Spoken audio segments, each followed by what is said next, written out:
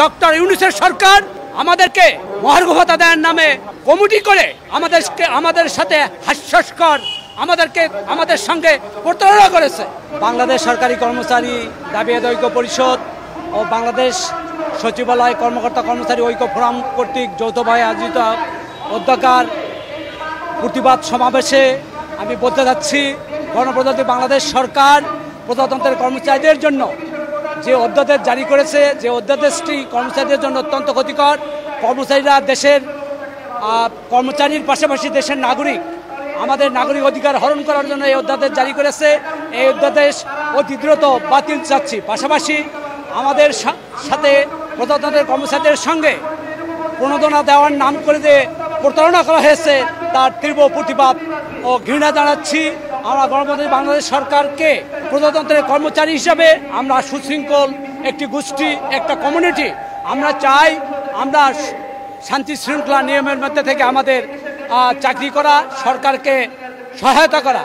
সেই সহায়তা করে যাচ্ছি। দীর্ঘ 2015 সালে 8ম পে স্কেল দেওয়ার পরে কর্মচারীদের আর কোনো বেতন ভাতা বৃদ্ধি করা হয়নি।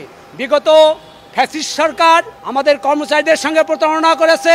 তারা প্রতারণামূলক 5% প্রণোদনা ভাতা দেওয়া হয়েছে। আমরা প্রত্যাশিত ছিলাম প্রজাতন্ত্রের সরকার, ডক্টর ইউনূস সরকার একদিকে প্রজাতন্ত্রের প্রধান উপদেষ্টা, পাশাপাশি জনপ্রশাসন মন্ত্রণালয়ের সম্মানিত উপদেষ্টা তথা প্রজাতন্ত্রের কর্মচারীদের অভিভাবক হিসেবে তার কাছে প্রত্যাশা ছিল প্রজাতন্ত্রের কর্মচারীদের 50% মহার্ঘ ভাতা ও এক অভিন্ন নিয়োগ বিধি চালু করে আমাদের 9ম পে স্কেলের জন্য পে কমিশন গঠন করবেন।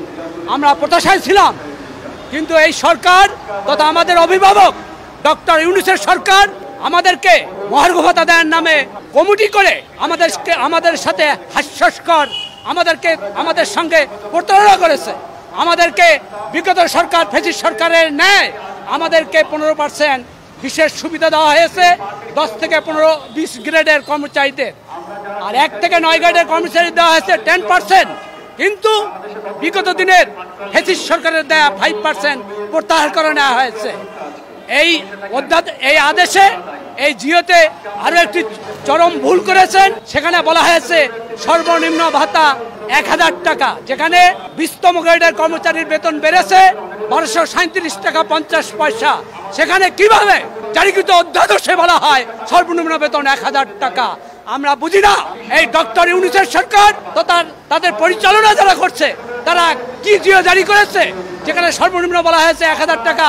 আর আমরা চেয়েছি এক অভিন্ন নিয়োগ বিধি তথা 9ম পে স্কেল প্রদানের জন্য পে কমিশন গঠন, 50% মহার্ঘ ভাতা এবং অনতিবিলম্বে কর্মচারীদের সাথে যে প্রতারণামূলক অধ্যাদেশ জারি করা হয়েছে কালো আইন নামে খ্যাত এই আইনকে দ্রুত প্রত্যাহার করে কর্মচারী অঙ্গনে শান্তি শৃঙ্খলা ফিরিয়ে আনার জন্য সবিনয়ে অনুরোধ জানাচ্ছি।